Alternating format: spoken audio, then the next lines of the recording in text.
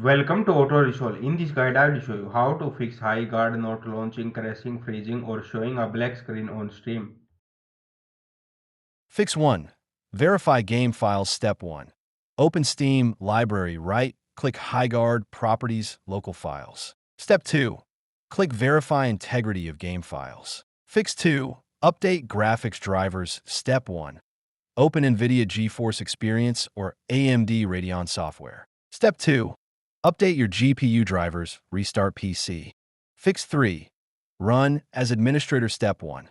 Go to Highguard folder. Right-click Highguard. exe Run as administrator. Step 2. If it works, set Always Run as administrator in Properties Compatibility. Fix 4. Disable full screen optimization. Step 1. Right-click Highguard. exe Properties Compatibility tab. Step 2.